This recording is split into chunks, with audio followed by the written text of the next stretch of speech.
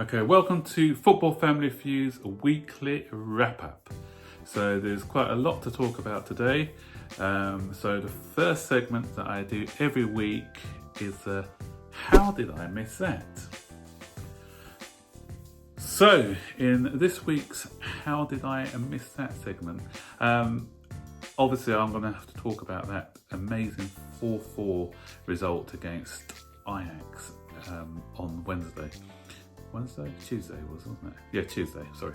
Yeah, so there was so much to talk about. So there's obviously going to be things that have been missed. And I spoke about lots of things like the bad performances of our fullbacks, specifically in the first half. But I forgot to talk about that amazing run by ZOUMA. How can I miss talking about that? The best run by a centre-back for years, or what I can remember actually, where he morphed into a prime Messi Ronaldo with that run. He ran from his own half, beating 3 or 4 players, and then in the end he did a double step over to fool the defence, and just as he was about to finish, he turned into Christian Benteke and blasted it into row Z. If that had gone in, that wouldn't be in the how did I miss that section. That would have gone straight into the wow moment, and that would have been top of the wow moment for the week, not even for the week, for the year, for the century. Right, okay, now we're going on to rate this rumour. The Court of Arbitration for Sport have announced the date of the 20th of November for Chelsea's appeal to be heard. So a lot of people think that they may overturn the 2 windows to just 1, meaning that we'll be able to do some business in the January window. So that has brought up a lot of speculation about what sort of players that we can go for. So I think in the Rate This Rumour section, I will probably be going through each of the players. There's a lot of players to go through, but I'll be focusing on a different player every week. But for now, I'll just mention all the players that we are rumoured to be looking at.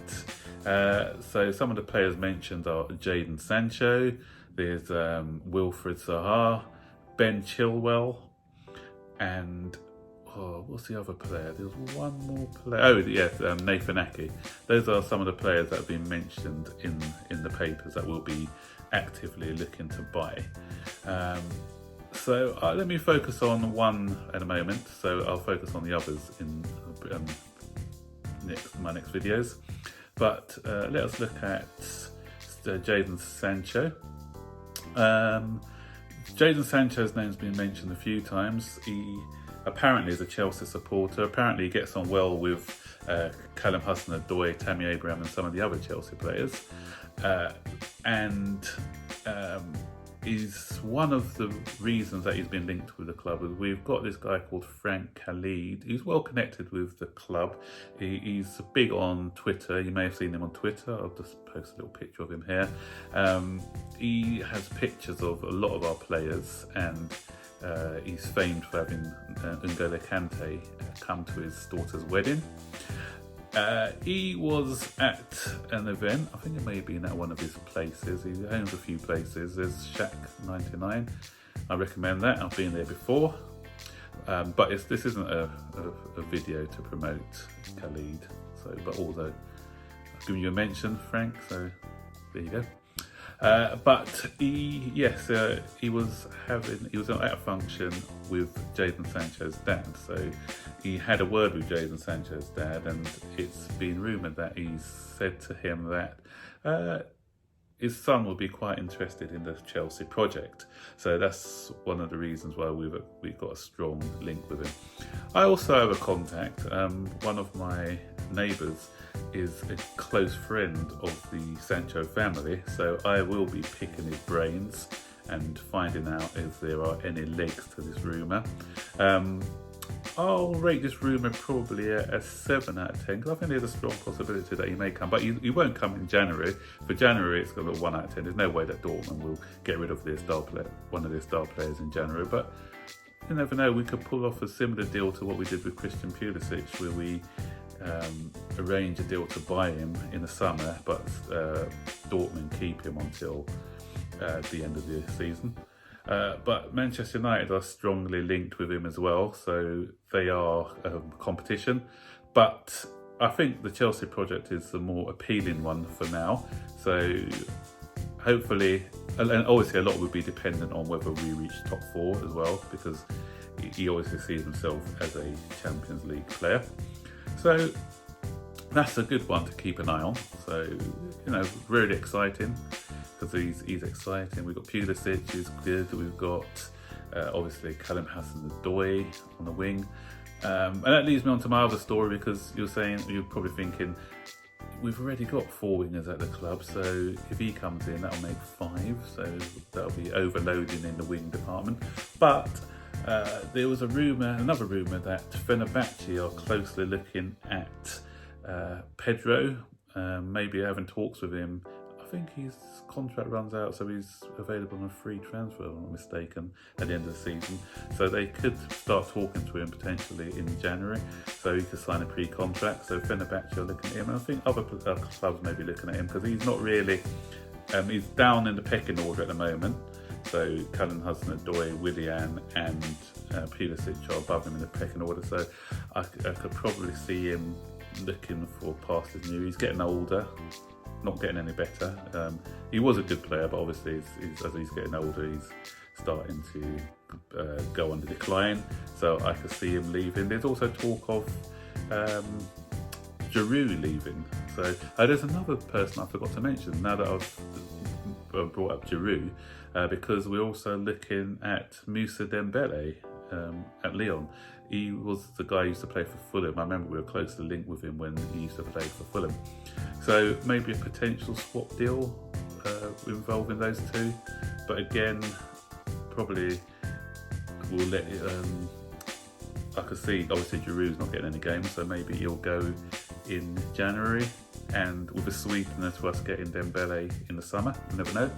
So that's another rumour. I'll look at that one a bit more closely again in another one of my videos. So yeah, so as I said, with the Sancho one, I said I'll give that one a solid 7 out of 10 on that one. Right, so next, the wow moments. Yeah, we're going to start with one wow moment. We've got to look at the fantastic comeback. I'm still buzzing after that, but I'd have been buzzing even more, and I'd have put it even higher up in the wow moments had we pulled off that great escape and come from 4-1 to win 5-4. VAR robbed us of that, but yeah, some people can argue that Ajax went down to 9 men, but that was their own doing, because if you're going to foul people, Blind did, and I thought Veltman was unlucky, but Blind deserved to go, so they can't argue with that, because he not only did 1 foul, he did 2 fouls in that, and already been booked. That was a silly challenge for him to make. But even with 9 men, we still, sometimes teams find it hard to break down 9 men, but we still had to come back, and we still did the business. So that was a fantastic comeback by the boys. So there's my round of applause for that one. My second wow moment has to go to Jorginho for that fantastic pass he did to Tammy Abraham for the first goal against Watford. That was, as most pundits have already said, the pass of the season. Nothing's going to beat that pass this season, I don't think. And I was on Twitter earlier this week, and you had some Liverpool supporters waxing lyrical about a cross-field pass that Trent Alexander-Arnold did to one of the Liverpool players. And some Liverpool supporters with their red tinted glasses on had the audacity to think that that pass was better than the Jorginho pass.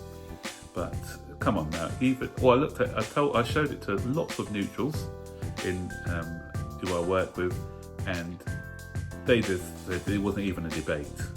It was not a debate. I'll show you the Trent pass now, and I can show you the pass by Jorginho. You guys decide which one's the better one, but I know that it's not even a debate. So Jorginho, round of applause for you, mate, and well done. Right, my final segment, as you all know by now, is called my weekly wishes. Last week, one of my wishes did come true. Manchester United getting beat by Bournemouth. And I thought that may happen because, as I said, Manchester United fare better against teams who come at them, but teams who don't come at them, they struggle against. So they're going to struggle a lot more in this season because not every team are going to be on the front foot when they play Manchester United.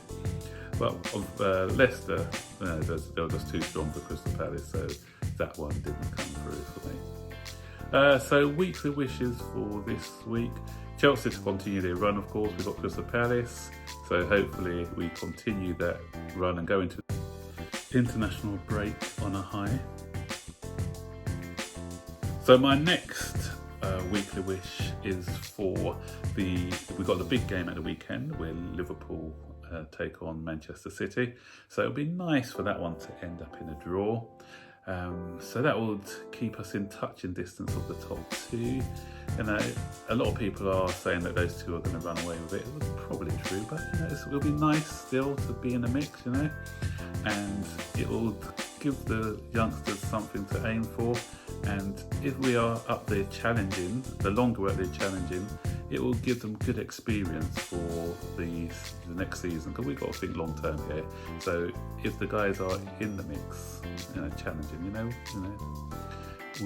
we'll come back stronger a lot for next season. My other weekly wish is it's a well wish actually. Well wishes to get well soon to Mason Mount. I'm not sure how bad his injury is. I haven't heard anything yet. So hopefully he can make a quick recovery and be able to get back into the side. So there you have it, guys. That's my weekly wrap up, and I hope to see you on the next video. So don't forget to like, subscribe and hit that bell notification if you like the content that we're doing. Okay, speak to you later.